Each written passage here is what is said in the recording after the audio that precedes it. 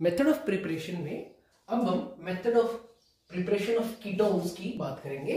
Method of preparation of ketone के अंदर आपके पास तीन मेथड्स है, बिल्कुल सेम जैसे आपने एल्डिहाइड में किया था। स्टार्टिंग में एसिड हैलाइड को यूज किया था, उसके बाद एसिड के साथ में आपने साइनाइड को यूज किया था। बिल्कुल सेम यहाँ पर भी आप सेम यही चीज यूज करोगे। सबसे पहले साइनाइड यूज करोगे, फिर हैलाइड यूज करोगे और सबसे लास्ट में एसिडेशन। तीन ही मेथड ऑफ प्रिपरेशन है पहले वाले में। इन मेथडों में एक चीज कॉमन रहेगी, स्पेशली पहले दोनों में ग्रिग्नार्ड रिएजेंट।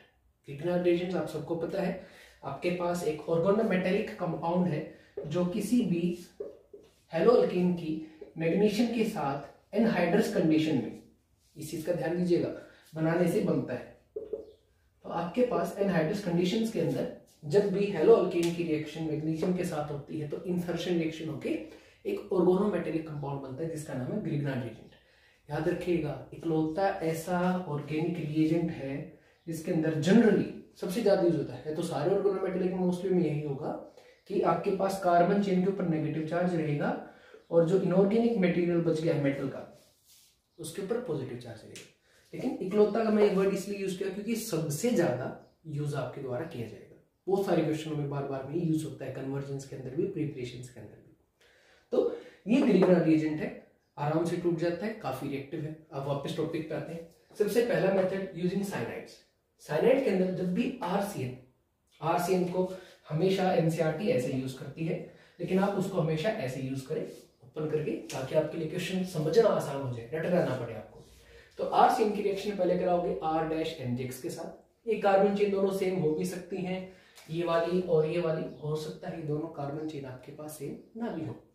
फिर ये दोनों जब रिएक्ट करेंगे तो क्या बनाएंगे आपके पास, तो भाई ये इसके ऊपर अटैक करेगा, अटैक करते ही बॉन्ड टूटेगा। और सबको पता है आपके पास इलेक्ट्रोनेगेटिविटी का ऑर्डर फोन कल। क्या है इलेक्ट्रोनेगेटिविटी का ऑर्डर बेटा? Phone call. Fluorine, oxygen, hydrogen और फिर क्लोरीन। कार्बन तो नहीं है, तो भाई ऑब्वियस बात है बॉन्ड टूटेगा तो नाइट्रोजन के ऊपर चार्ज क्या आएगा? नेगेटिव, और कार्बन के ऊपर चार्ज पॉजिटिव। अब R-MgX में अभी बात की है, R के ऊपर चार्ज क्या रहता है? बिल्कुल नेगेटिव, और MgX पे पॉजिटिव। तो नेगेटिव के ऊपर आपके पास ये नेगेटिव पर अटैक करेगा MgX पॉजिटिव, और कार्बन पॉजिटिव पे अटैक करेगा अल्काइल चेन नेगेटिव। जुड़ गए जी, एडिशन हो गया। अब हमारा फेवरेट काम हाइड्रोलिसिस। हाइड्रोलिसिस कराओगे तो बॉन्ड फिर से टूटेंगे, कार्बन हमेशा की तरह पॉजिटिव रहेगा और नाइट्रोजन हमेशा की तरह नेगेटिव। पानी में सबको पता ही है H पॉजिटिव होगा और OH नेगेटिव, तो दोनों बॉन्ड टूटेंगे। दोनों बॉन्ड टूट के क्या होगा? नाइट्रोजन पे 2 OH HH आ जाएंगे, नेगेटिव है, और कार्बन के ऊपर क्योंकि पॉजिटिव चार्ज है तो नेगेटिव 2 OH अटैच हो जाएंगे। दैट्स इट, खत्म। अब सबको पता है geminal diols are not stable. किसी भी कार्बन के ऊपर 2 OH कभी भी स्टेबल नहीं होते तो एक दूसरे के साथ स्टेरिक रिपल्शन करके वाटर मॉलिक्यूल बाहर निकल जाएगा और ये बॉन्ड यहाँ आ जाएगा, तो ये आपके पास आराम से कीटोन बन जाएगा। ये दोनों R और R' अगर सेम हुए तो जो कीटोन बनेगा वो सिमेट्रिकल रहेगा, और अगर R और R' अगर अलग अलग हुए तो कीटोन आपका अनसिमेट्रिकल बन जाएगा। वापस टॉपिक पे आते हैं। Second method using acid halide. बिल्कुल सिंपल है, क्वेश्चंस भी आए हुए एक दो बार यहाँ से। एसिड हैलाइड की रिएक्शन आपने कराई डाइअल्काइल कैडमियम के साथ। ये जो रिएजेंट है इसका नाम क्या है बेटा आपके पास है? डाइअल्काइल कैडमियम। डाइअल्काइल कैडमियम के साथ जब आप रिएक्शन करवाओगे तो आपके पास सीधा सीधा कीटोन बन जाएगा और साथ में कैडमियम का सोल्ट। अब बात करते हैं रिएक्शन हुई कैसे है। इसमें भी ग्रिग्नार्ड रिएजेंट यूज होता है। ग्रिग्नार्ड रिएजेंट की रिएक्शन आप कराते हो कैडमियम क्लोराइड के साथ। कैडमियम क्लोराइड के साथ रिएक्शन करके ये क्या बनाता है? डाइअल्काइल कैडमियम। ऑर्गेनोमेटेलिक रिएक्शन होती है जी। अब डाइअल्काइल कैडमियम की रिएक्शन होती है एसिड हैलाइड के साथ कुछ इस तरीके से। देखो जी, CD R' और ये, अब CD तो फिर से X के साथ ऐड करके CDX2 निकाल देगा और इन दोनों को क्या मिल जाएगा? एक एक R'। एक्चुअली में अगर बैलेंसिंग करोगे तो इसके 2 मोल होंगे और ये जो बनेगा ये भी क्या बनेगा आपके पास? 2 मोल। भाई CD आपके पास XX लेके चला गया इन दोनों मॉलिक्यूल से, इन दोनों मॉलिक्यूल को उसने क्या प्रोवाइड करा दिया? R' and R'। तो पेपर में तो आपके सामने सीधा क्वेश्चन होगा, प्रैक्टिस करेंगे अभी उसमें देखेंगे। तीसरा नेम रिएक्शन आपके पास असाइलेशन। नेम रिएक्शन से भी आई है और प्रैक्टिस के लिए बहुत सारे इससे इजी क्वेश्चंस आए हैं। पर देखते हैं होता क्या है। बेंजीन या बेंजीन की कोई भी डेरिवेटिव की रिएक्शन जब आप एसिड हैलाइड्स के साथ कराते हो इन प्रेजेंस ऑफ लेविस एसिड, जैसे यहाँ पे मैंने ले रखा है एनहाइड्रस AlCl3 एल्यूमिनियम क्लोराइड, तो आपके पास असाइलेशन रिएक्शन हो जाएगी। पेपर में आगे डिफाइन असाइलेशन, तो रिएक्शन कैसे करोगे, रटना नहीं है, सिर्फ रिएक्शन को देखो जो हुआ है वही लिख दो। क्या, व्हेन बेंजीन और derivatives of benzene are made to react with acid, very good, halides in presence of Lewis acids, then they form acylated product। क्योंकि ये जो ग्रुप अटैच हुआ है, ये ग्रुप क्या है बेटा आपके पास, असाइल ग्रुप है। इसी रिएक्शन का नाम क्या हो जाएगा, असाइलेशन। फ्रीडल क्राफ्ट साइंटिस्ट ने इनको कराया था, तो उनके नाम में, उन दोनों के रिस्पेक्ट में भी इसको फ्रीडल क्राफ्ट असाइलेशन भी बोल दिया जाता है। तो असाइलेशन आई या फ्रीडल क्राफ्ट असाइलेशन आई, बात दोनों में सेम ही है। तो हुआ कैसे, आप एक बार ये भी देख लो। एसिड हैलाइड के साथ कोई भी लेविस एसिड जो इलेक्ट्रॉन एक्सेप्टर होते हैं वो रिएक्ट करेंगे, तो भाई इसका एक्स ले जाएंगे, क्योंकि इसके खुद के पास इलेक्ट्रॉन 3 एल्यूमिनियम के पास आउटर मोस्ट शेल में खुद के थे, और 3 कोवेलेंट कंपाउंड बना के यहां से ले लिए। तो आउटर मोस्ट शेल में इलेक्ट्रॉन कितने हुए, एग्जैक्टली 6, होने कितने चाहिए थे, 8, तो वो एक्स को विद इलेक्ट्रॉन उठा ले जाएगा। तो क्या बन जाएगा, AlX4 नेगेटिव, और क्या बच जाएगा, इसके इलेक्ट्रॉन तो चले गए सर, तो इसके ऊपर चार्ज क्या आ जाएगा, पॉजिटिव, असाइल कार्बोकैटायन बन जाएगा जी। अब बेंजीन या उसका कोई भी डेरिवेटिव, ऑब्वियस बात है इलेक्ट्रॉन रिच है, इलेक्ट्रॉन रिच के ऊपर अटैक इलेक्ट्रोफाइल ही कर सकता है, तो ये इलेक्ट्रोफाइल। क्योंकि रिएक्शन के अंदर लेविस एसिड ने 2 चीजें जनरेट कराई थी, एक नेगेटिव और एक पॉजिटिव। नेगेटिव तो इसके ऊपर अटैक करने से रही, क्योंकि ये भी इलेक्ट्रॉन रिच और ये भी, तो अटैक कौन करेगा आपके पास, सिर्फ और सिर्फ पॉजिटिव। तो ये जो पॉजिटिव होगा ये बेंजीन पे आके आपके पास अटैच हो जाएगा। तो ये आपके पास method of preparation of ketones only. आप चाहो तो इसका स्क्रीनशॉट ले सकते हैं।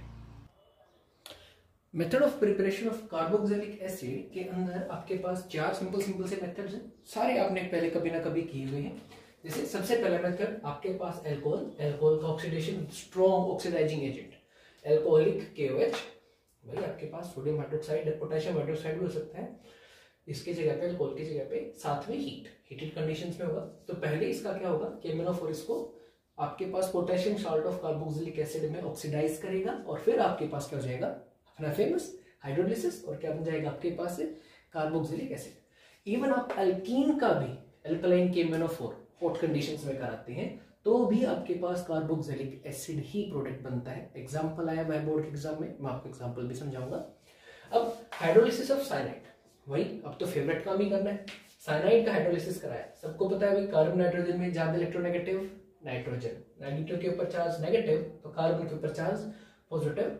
इसका कराया आपने कंप्लीट हाइड्रोलिसिस, तो भाई तीनों बॉन्ड टूटेंगे, नेगेटिव के ऊपर पानी का पॉजिटिव H पॉजिटिव अटैक करेगा, और कार्बन के ऊपर पानी के अंदर से नेगेटिव OH अटैक करेगा। तीनों बॉन्ड गए तो 3 OH 3 H।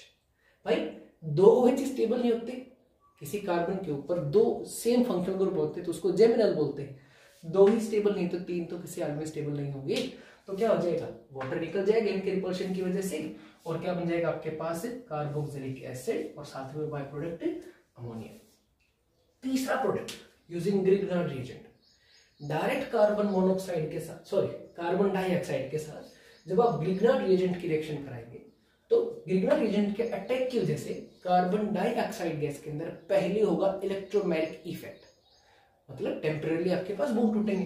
बॉन्ड टूटेगा तो भाई चाहिए टूटे, चाहिए कोई भी आप तोड़ सकते हो, तो भाई बॉन्ड टूटेगा, ऑक्सीजन ज्यादा इलेक्ट्रोनेगेटिव है, फोन कल अभी बात की है, और कार्बन के ऊपर चार्ज आएगा positive, logic carbon positive, oxygen negative.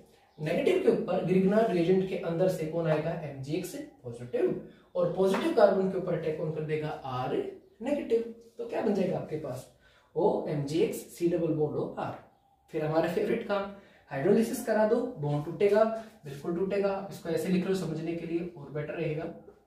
अब बॉन्ड यहीं से जाएगा आपके पास, यहाँ पे आ जाएगा H, और Mg पॉजिटिव के पास आ जाएगा नेगेटिव OH। तो क्या बन गया, RCOH एंड दी डेरिवेटिव, जिसकी हमें जरूरत नहीं है, लिखो तो लिखो, अदरवाइज कम चलेगा। Last, using hydrolysis of acid hydrolysis, sorry acid derivative, acid से डिराइव होने वाली चीजें कौन कौन है भाई, एसिड हैलाइड है, एसिड अमाइड है, एसिड से क्या मिलता है आपको? स्वीट स्मेलिंग सब्सटेंसेस, 10 से पढ़ते आ रहे हो, एस्टर्स, और लास्ट एसिड एनहाइड्राइड। तो क्या क्या हो गए भाई आपके पास? Acid halide, acid amide, ester और एसिड एनहाइड्राइड। ये चीजें हैं जी, इनका डायरेक्ट हाइड्रोलिसिस करा रखा है। X नेगेटिव के ऊपर H पॉजिटिव आके HX बन जाएगा, H के साथ NH2 निकल के NH3, एल्कोहल का R डैश O के साथ H positive R dash OH, और यहाँ पर भी आपके पास बॉन्ड टूटेगा। मान लो भी यहाँ से बॉन्ड टूटा तो ऑक्सीजन के ऊपर चार्ज नेगेटिव आएगा, तो कार्बन के ऊपर charge positive, positive pay OH negative का अटैक होगा। ठीक है जी, सारों में एक प्रोडक्ट क्या बनेगा आपके पास? RCOH। लास्ट के दो हमारे लिए इंपॉर्टेंट है, क्योंकि लास्ट के दोनों प्रोडक्ट्स के अंदर आपके पास जो बाय प्रोडक्ट है वो भी ऑर्गेनिक है। और हमेशा ये चीज मैंने कहा है कि जब भी प्रोडक्ट आपके पास इनऑर्गेनिक होते हैं तो आप उनको छोड़ सकते हैं, लेकिन जब आपके पास प्रोडक्ट ऐसे ऑर्गेनिक होंगे तो आपको वो लिखने जरूरी है। अब देखते हैं इनके क्वेश्चंस जो बोर्ड के अंदर आए हुए हैं। अब देखिए, ये है प्रीवियस ईयर्स में आए हुए क्वेश्चन। अगर आपने पिछली वीडियो और वाली वीडियो में थोड़े से मेथड ऑफ प्रिपरेशन अपनी नोटबुक में लिखे हैं, तो अभी देखते जाओ नोटबुक में, सब कुछ आपके पास करा हुआ होगा। तो सबसे पहले रिएक्शन आपके पास, आपने बेंजीन की रिएक्शन कराई एसिड हैलाइड के साथ, असाइलेशन रिएक्शन, असाइल ग्रुप का एडिशन होगा, ये रहा, और प्रोडक्ट क्या बन जाएगा आपके पास? एसिटोफिनोन। कॉमन नाम याद रखना जी, बेंजीन के ऊपर जब आपने रिएक्शन किसकी कराई? एसिड क्लोराइड की, तो क्या बन गया आपके पास? एसिटोफिनोन। यही क्वेश्चन फिर से आया है, देखिए यही क्वेश्चन आपके पास फिर से आया, कन्वर्ट बेंजीन टू एसिटोफिनोन। तो देखो, बेंजीन को एसिटोफिनोन में कन्वर्ट करना है, सेम यही मेथड, और 3 बार असाइलेशन की फॉर्म में आया। Define the following reaction, acylation, direct ही आ गया। तो देखो ऐसे आगे complete the following reaction, conversion की फॉर्म में आ गया, और सीधा नेम रिएक्शन की फॉर्म में आ गया। एक ही क्वेश्चन, सिंपल था, आसान था। दूसरा, अब ये भी क्या था? डाइअल्काइल कैडमियम है, उसकी रिएक्शन कराई किसके साथ? एसिड हैलाइड के साथ, method of preparation of ketone. तो क्या बनता था? जो भी डाइअल्काइल कैडमियम है, C6H5 CH2 C double bond O हो गया जी। अगला चलते हैं, एल्कोहल का आपने कराया oxidation with CrO3, Jones reagent बोलते हैं इसको, माइल्ड ऑक्सीडाइजिंग एजेंट की तरह काम करता है। Cr2O7 K2Cr2O7 जनरली एसिडिक, वो एज ए स्ट्रॉन्ग रिएजेंट की तरह काम करता है। CrO3 बिल्कुल वैसे ही काम करता है जैसे कॉपर 573 केल्विन, बिल्कुल सेम। तो रिएजेंट वही है, तो क्या करेगा वो? आपके पास एक H जाएगा यहां से, एक H जाएगा यहां से, दोनों H निकल के क्या बन जाएगा आपके पास? Exactly aldehyde. प्राइमरी अल्कोहल है तो एल्डिहाइड, सेकेंडरी अल्कोहल है तो कीटोन, माइल्ड ऑक्सीडाइजिंग एजेंट है। ये देखो, एक मैं कराऊंगा और दूसरा आप करोगे, ये बिल्कुल सेम स्टेफन रिएक्शन है सर, बिल्कुल सेम स्टेफन रिएक्शन। स्टेफन में आप क्या यूज करते थे? Tin and HCl, SN plus में HCl। एक बार पेज पलट के चेक कर लो जी। लेकिन SnHCl की दिक्कत ये है कि वो डबल और ट्रिपल बॉन्ड्स को भी हाइड्रोजनेट कर देगा, इनके पास भी हाइड्रोजन दे देगा। लेकिन ये जो डाइबल H है, एक खास रिएजेंट है, di isobutyl aluminium hydride. DIBAL H के नाम से यूज होगा, आप स्लो करके सुन सकते हो, डाई आइसोब्यूटाइल एल्यूमिनियम हाइड्राइड। इस बाइसप की खासियत ये है, ये सिर्फ और सिर्फ साइनाइड है। अभी बताया था ना साइनाइड को कैसे लिखना है, ऐसे। सिर्फ और सिर्फ इसी को रिड्यूस करेगा, माइल्ड है एक ही बार, और डबल और ट्रिपल बॉन्ड को प्रिजर्व रखेगा। तो आपके पास पहली स्टेप में क्या बन जाएगा?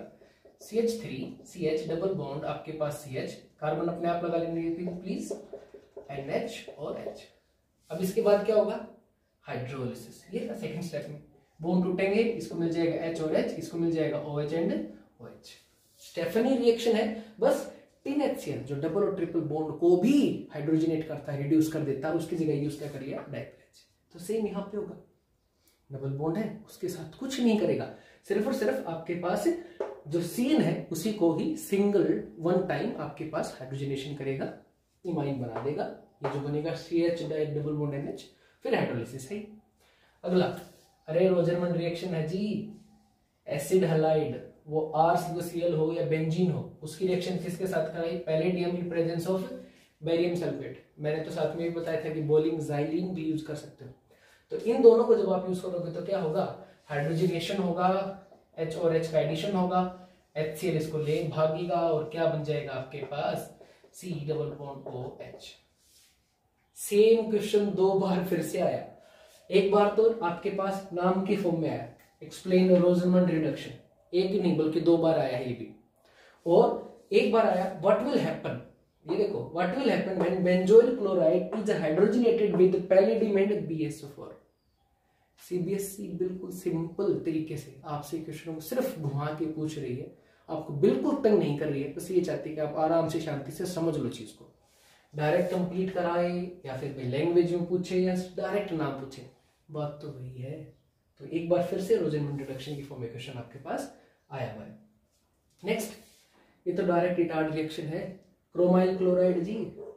NO2 से घबराने की जरूरत नहीं है, NO2 से घबराने की जरूरत नहीं है। क्रोमाइल क्लोराइड का पहले इसके ऊपर रिएक्शन होके क्या बन जाएगा आपके पास, एक कॉम्प्लेक्स। क्या कॉम्प्लेक्स बना था पिछला पेज अगर आपको याद हो तो, ये तो NO2 ऐसे ही रहेगा और इस पे बन जाएगा CHO Cr2 Cl2OH O Cr Cl2OH। Hydrolysis होगा, यहाँ से बॉन्ड टूटेगा, OH आएंगे और आगे की स्टोरी आपको पता ही है, 2H स्टेबल नहीं होगी, काम खत्म। अगले वाले क्वेश्चन बड़े अच्छे हैं भाई, बहुत ही अच्छे, खैर करे हैं अभी भी प्रिपरेशन में भाई। KMnO4 से जब भी आप किसी भी कंपाउंड का हाइड्रोलिसिस कराते हो, पहले ऑब्वियस बात ऑक्सीडेशन करा के, तो ये भाई साहब इसके ऊपर कितनी भी बड़ी कार्बन चेन हो, अब तो फिलहाल 2 की है, 2 की हो, 3 की हो, 4 की हो, 100 की हो, कितनी भी बड़ी कार्बन चेन हो, जो पहला कार्बन है उसको ऑक्सीडाइज करके क्या बना देगा, कार्बोक्सिलिक एसिड का सॉल्ट COOK। और जो भी बच गया, यहाँ कितने बच गए हैं, 1, वो भी एसिड में कन्वर्ट होगा। एक कार्बन का एसिड कौन सा होगा, HCOOH। अब ये तो एसिड बन गया, बाहर चला जाएगा, और ये जो सोल्ट है उसका हाइड्रोलिसिस होगा, सोल्ट का हाइड्रोलिसिस होगा तो KOH बन के बाहर आ जाएगा, K और OH, और भाई यहां पर आपके पास क्या बचेगा, COOH। अब एक बार कुछ सेकंड के लिए वीडियो में पीछे जाओ फिर से, और आप देखो भाई एल्कीन के साथ भी तो करा रखा है। एल्कीन का भी अगर KMnO4 ने ऑक्सीडेशन कराया तो भी उसको किस में कन्वर्ट करेगा, एसिड में। कौन से वाले कार्बन को, जहां पर डबल या ट्रिपल बॉन्ड हो गए। कहां है डबल बॉन्ड, ये रहा, तो इसका क्या होगा, ऑक्सीडेशन होगा। ऑक्सीडेशन होके ये कार्बन जो है 1 2 3 4 5 6 सारे कार्बन है, यहां से ऑक्सीडेशन होगा, ये दोनों कार्बन ऑक्सीडाइज होके एसिड में कन्वर्ट होंगे और क्या बन जाएगा, C double bond OOH C double bond OOH। और इस कार्बन का नाम, एसिड का नाम क्या होगा, आईयूपैक के हिसाब से 1 2 3 4 5 6, क्लोज चेन नहीं है, साइक्लोहेक्सेन नहीं है, हेक्सेन है, हेक्सेन 1,6 डाइओइक एसिड। ये अपने कॉमन नाम से बहुत फेमस है बेटा, कॉमन नाम मत बोलना, एडेपिक एसिड। क्या है आपके पास, एडेपिक एसिड। यहां से आपके पास एक मेथड और आ गई। अगला ये देखो, method of preparation of aldehyde and ketone. पहली reaction Hg2 positive plus H2SO4 hydrolysis, तो क्या होता था आपके पास, मार्कोनिकोव तरीके से एडिशन होता था। लेकिन ये वाली जो आपके पास अल्काइन है, ये तो सिमेट्रिकल है, तो इसमें मार्कोनिकोव एंटी मार्कोनिकोव का पंगा ही नहीं होगा। बॉन्ड तोड़ो जिस पे मन करे, अनसिमेट्रिकल में तो ज्यादा डिग्री वाले के ऊपर आप क्या जोड़ते थे, OH, लेकिन यहाँ पे जिस पे मन करे उस पे आप जोड़ दो OH और दूसरे पे H। अब ये क्या होगा, इनोल। इनोल में क्या होता है, टोटोमेरिज्म, तो क्या होगा, यहाँ पे जाएगा बॉन्ड और यहाँ पे आएगा आपके पास H। क्या बन जाएगा बेटा, देखो CH3 C H C double bond O CH3, क्या बन जाएगा आपके पास, कीटोन। ऐसे ही सेम क्वेश्चन, मिलता जुलता क्वेश्चन आपके पास कन्वर्जन में आया है, और क्वेश्चन था कन्वर्ट इथाइन। एक सेकंड के लिए देखिएगा प्लीज, कन्वर्ट इथाइन इनटू आपके पास एथेनॉल, तो वही तो था। इसको आप थोड़ा सा चेंज कर लो, जैसे CH ट्रिपल बॉन्ड CH, फिर से ये करा दो Hg2 पॉजिटिव प्लस H2SO4, फिर से बॉन्ड टूटेगा, एक के ऊपर H दूसरे के ऊपर OH, और फिर क्या होगा आपके पास, ऐसे बनके आपके पास एक पे H दूसरे पे OH, टोटोमेरिज्म होगा, यहाँ पे बॉन्ड आएगा और H टूट के यहाँ आ जाएगा। देखना एथेनॉल बनेगा, बना के देखो एक बार प्लीज। तो भाई सेम वही चीज फिर से आ गई है, फिर से अब की बार कन्वर्जन की फॉर्म में आ गई है। पिछले वाले क्वेश्चन के अंदर प्रिपरेशन की फॉर्म में थी, कंप्लीट दी फॉलोइंग की फॉर्म में थी। तो एक ही टाइप के क्वेश्चन आप देख पा रहे हो, कई कई बार आ रहे हैं। तो एक बार देख लीजिए, किसी को डाउट है तो आपको पता ही है, आप मेरे से पूछ सकते हैं। अब हम बात करेंगे केमिकल प्रॉपर्टीज की, और केमिकल प्रॉपर्टीज में सबसे स्टार्टिंग में ही आपके पास आता है रिएक्टिविटी और स्टेबिलिटी के क्वेश्चन। यहां से अभी मैं आपको दिखाऊंगा कि 5 या 6 बार क्वेश्चन आए हुए हैं, बिल्कुल सिंपल से। तो आपके पास कार्बोनिल कंपाउंड को आप 3 हिस्सों में बांटोगे। एक, जब कार्बोनिल जो एक्चुअली में क्या आपके पास C डबल बॉन्ड O, 2 इसके पास साइट है, कार्बन के पास वैलेंसी 4 है। तो जब इसके पास दोनों पोजिशनों के ऊपर हाइड्रोजन जुड़ा हो तो ये क्या बनेगा, एक एल्डिहाइड फॉर्मल्डिहाइड, सबसे सिंपलेस्ट। दूसरा, एक हाइड्रोजन जुड़ा हो और एक कार्बन की चेन, चाहे वो एलिफेटिक है, 2 कार्बन 5 कार्बन 60 कार्बन, चाहे वो एरोमेटिक बेंजीन की रिंग है, लेकिन वो सारे ही क्या कहलाएंगे आपके पास, बिल्कुल सिंपली क्या हो जाएंगे, हाँ जी, साफ साफ से एल्डिहाइड। तीसरा, जब आपके पास कार्बन की दोनों ही चेन जुड़ी हुई है CO के साथ, ठीक है जी, तो इसको क्या बोल दोगे आप, कीटोन। तो इसमें पूछा जाता है कि भाई सबसे ज्यादा स्टेबल कौन है। स्टेबिलिटी का ऑर्डर आपको पता है तो रिएक्टिविटी का ऑर्डर पता होगा, या फिर उल्टा, रिएक्टिविटी का पता है तो स्टेबिलिटी का पता होगा। कैसे, जो ज्यादा रिएक्टिव है ऑब्वियस ही बात है वो स्टेबल नहीं है, इसीलिए तो टूट टूट के रिएक्ट कर रहा है। और जो स्टेबल है ऑब्वियस ही बात है वो रिएक्टिव नहीं है, क्योंकि अगर स्टेबल है तो बॉन्ड टूटेंगे ही नहीं, टूटेंगे तो रिएक्ट कैसे करेगा, है ना जी। तो इसको समझाने के लिए आप 2 फैक्टर का यूज करोगे। एक यूज करोगे इंडक्टिव इफेक्ट प्लस आई यहां पे समझाएगा, और दूसरा जो इफेक्ट इसकी दोनों चीजों को समझाएगा, स्टेबिलिटी या रिएक्टिविटी, वो होगा आपके पास स्टेरिक हिंड्रेंस। आपको ये सब समझ में आ गया कि अटैक होते ही इलेक्ट्रोमैग्नेटिक इफेक्ट होगा। इलेक्ट्रोमैग्नेटिक इफेक्ट क्या होता है, जब भी किसी के ऊपर अटैक होने की वजह से उसके बॉन्ड टूटते हैं, तो यहाँ पे कार्बोनिल के ऊपर जब अटैक होगा तो ये जो CO है इसके बॉन्ड टूटेंगे हमेशा। अटैक यहां पर आपके पास ऑब्वियस बात है न्यूक्लियोफाइल का ही होगा, इलेक्ट्रॉन रिच का ही होगा, वजह बॉन्ड टूटेंगे तो ऑक्सीजन पे हमेशा नेगेटिव चार्ज आएगा और कार्बन पे पॉजिटिव। ऑर्गेनिक है ना जी, तो कार्बन के ऊपर अटैक कौन करेगा, कार्बन तो पॉजिटिव है, पॉजिटिव पे अटैक हमेशा नेगेटिव का होता है, और नेगेटिव अटैकिंग एजेंट कौन है, न्यूक्लियोफाइल। तो भाई न्यूक्लियोफाइल का अटैक पहले इंडक्टिव से समझते हैं।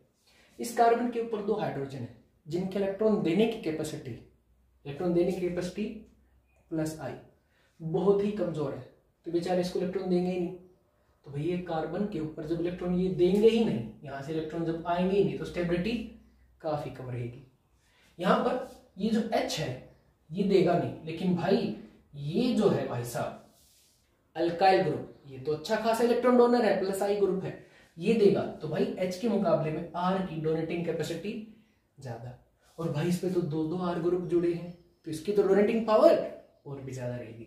तो भाई सीधी सी बात है, इस पे एक भी प्लस आई ग्रुप नहीं है, इस पे एक प्लस आई ग्रुप है और इस पे 2। जैसे जैसे इलेक्ट्रॉन ज्यादा मिलते जाएंगे गरीब कार्बन को, वो ज्यादा स्टेबल होता जाएगा। That is because of inductive effect, पहली चीज। दूसरी इफेक्ट, भाई चलो स्टेबल हो गया पर बॉन्ड तो टूटा है, रिएक्ट तो करेगा, स्टेबल वाला लेट रिएक्ट करेगा, कम रिएक्ट करेगा, अनस्टेबल वाला जल्दी रिएक्ट करेगा, पर किसके साथ, न्यूक्लियोफाइल के साथ। रिएक्ट करने के लिए उसको क्या चाहिए, स्पेस। तो यहां पर छोटे छोटे हाइड्रोजन जुड़े हैं, तो भाई इसके पास अच्छी खासी जगह, यहां से आके अटैक कर जाए, यहां से आके अटैक कर जाए, सब कुछ खाली तो पड़ा है इसके पास, आएगा अटैक करके अटैच हो जाएगा। लेकिन यहां पर जब न्यूक्लियोफाइल अटैक करने आएगा तो ये R ग्रुप जो काफी बड़ा है, हाइड्रोजन तो एक इलेक्ट्रॉन की स्पीसीज है भाई, बहुत छोटी है, लेकिन भाई R ग्रुप CH3 ये तो इसके मुकाबले में काफी बड़ा हो जाएगा। तो कार्बन क्या है, जब अल्काइल की चेन्स होंगी वो एलिफेटिक भी हो सकती है, एरोमेटिक भी हो सकती है, तो भाई वो काफी ज्यादा एरिया कंज्यूम कर लेंगे। तो अब न्यूक्लियोफाइल के पास जगह अटैक करने के लिए सिर्फ यही होगी जहां पर आपके पास H है, क्योंकि इस तरफ तो काफी भीड़ हो गई इलेक्ट्रॉन की। यहां पे बात करो तो भाई अब तो दोनों ही तरफ भीड़ काफी ज्यादा हो गई है, न्यूक्लियोफाइल को बेचारे को आके अटैच होने के लिए, फंसने के लिए जगह ही नहीं मिल रही है। और केमिस्ट्री में इस भीड़ भाड़ को हमने क्या नाम दे रखा है, स्टेरिक हिंड्रेंस। तो because of plus I effect and steric hindrance, किसके अंदर प्लस आई सबसे ज्यादा है, कीटोन्स के अंदर। किसके अंदर स्टेरिक हिंड्रेंस ज्यादा है, भाई कीटोन्स के अंदर। दोनों इफेक्टर इसको क्या बना रहे हैं, अटैक करने भी नहीं दे रहे तो अच्छी बात है भाई, रिएक्ट नहीं करेगा। और भाई स्टेबल भी बना रहे हैं तो वो भी रिएक्ट नहीं करेगा। तो दोनों ही फैक्टर क्या कहते हैं, कीटोन्स जो हैं आपके पास उनकी स्टेबिलिटी मैक्सिमम रहेगी, एल्डिहाइड की स्टेबिलिटी उनके कंपैरिजन में कम, और भाई फॉर्मल्डिहाइड की स्टेबिलिटी मिनिमम। रिएक्टिविटी का ऑर्डर एग्जैक्ट उल्टा होगा आपके पास, फॉर्मल्डिहाइड मैक्सिमम रिएक्टिव, एल्डिहाइड उससे थोड़ा सा कम रिएक्टिव, और कीटोन सबसे कम रिएक्टिव। तो ये है इसकी रिएक्टिविटी का ऑर्डर। अब हम इससे आए हुए क्वेश्चनों की बात करते हैं। देखिए यहां से कितने सिंपल सिंपल से क्वेश्चन आए हुए हैं। CH3CHO is more reactive than CH3CO CH3, मतलब एल्डिहाइड, एथेनॉल या एसिटल्डिहाइड, इसको कॉमन नाम है, मोर रिएक्टिव है एसीटोन से। एसीटोन या प्रोपेनॉन एक ही बात है, क्यों अभी तो बात की थी, बिकॉज ऑफ। आप इसको कैसे समझाएंगे, आप इसको लिखेंगे CO double bond H and CH3, ये क्या बन गया आपके पास, ये बन गया जी, और वो क्या बन गया आपके पास CH3 C डबल बॉन्ड, ऐसे बना के, और आप उसके नीचे बोर्ड के अंदर लिख के आएंगे कि it has less plus I effect and less steric hindrance, so it is less stable and hence more reactive. एक को समझाओ तो दूसरा तो ऑब्वियस अपने आप ही समझ में आ गया, दोनों को लिखने की जरूरत नहीं है कि इसमें लिख के हो it has more plus I effect and more steric hindrance, so it is more stable less reactive. एक को समझा दो किसी को भी जो अभी लिखा था, काम खत्म। ठीक है, aldehydes are more reactive than ketones towards nucleophilic attack. HCl लिख के दें या न्यूक्लियोफाइल अटैक लिख के दें, बात एक ही है। HCl लिख के दें या फिर ग्रिग्ना रिएजेंट का अटैक लिख के दें या अल्कोहल का अटैक लिख के दें या न्यूक्लियोफाइल लिख के दें, कुछ भी लिखे बोर्ड, कंसेप्ट वही है बेटा जी। तीसरा question, arrange in increasing order of reactivity, increasing order reactivity towards the nucleophilic attack. बहुत ही सिंपल है भाई, आपके पास कौन कौन, ethanol, propanol, propanone and butanone.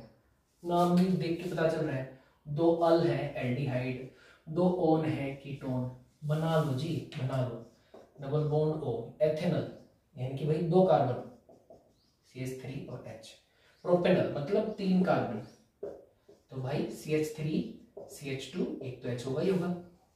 Propanone simplest aldehyde, ये रहा, इसको एसीटोन भी बोल देते हैं। ब्यूटेनॉन, ये लो जी ब्यूटेनॉन CH3 CH2 और CH3, तो ये दे रखे हैं जी, आपको साफ दिख रहा है। इसमें छोटी कार्बन चेन है, ठीक है जी, इसकी डोनेटिंग कैपेसिटी भी कम है, इसकी बड़ी कार्बन चेन है, डोनेटिंग कैपेसिटी भी ज्यादा है। इसमें आपके पास दो दो डोनेटिंग चेन्स है, और इसमें एक बड़ी डोनेटिंग चेन और एक छोटी डोनेटिंग चेन है।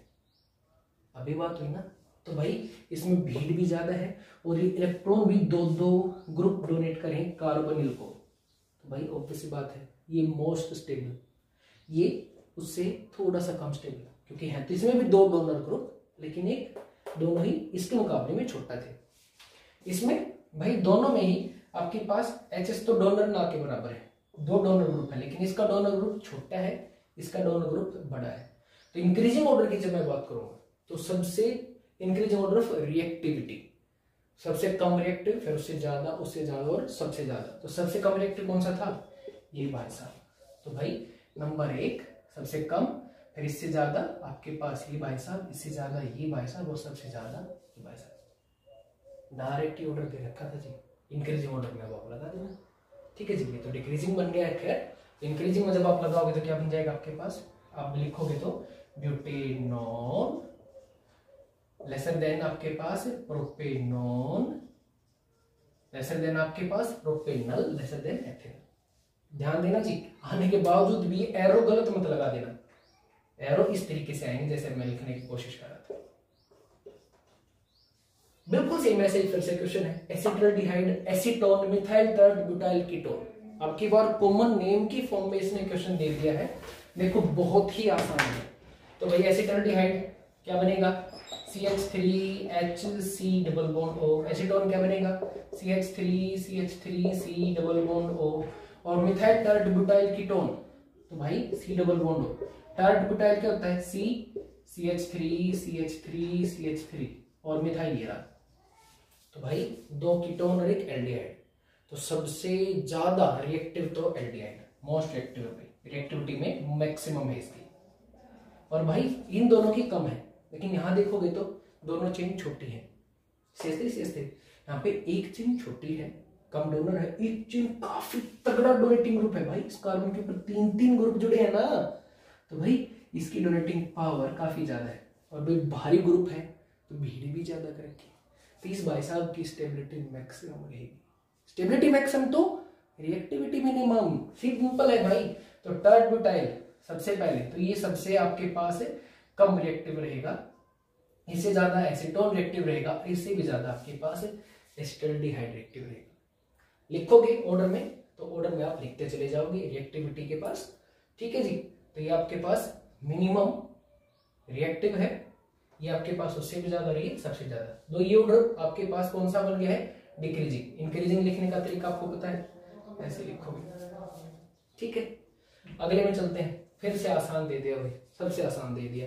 अब की बार क्या दे दिया, C6H5। तो भाई आपके पास एक तो दे दिया एसिटोफिनोन COCH3, ढंग से बनाते हैं, C double bond O CH3। एक दे दिया CH3H C double bond O, एक दे दिया C double bond O CH3 और CH3। 2 भारी ग्रुप, इसमें भी 2 भारी ग्रुप, इसमें 1 भारी ग्रुप। साफ है, सबसे ज्यादा रिएक्टिव ये।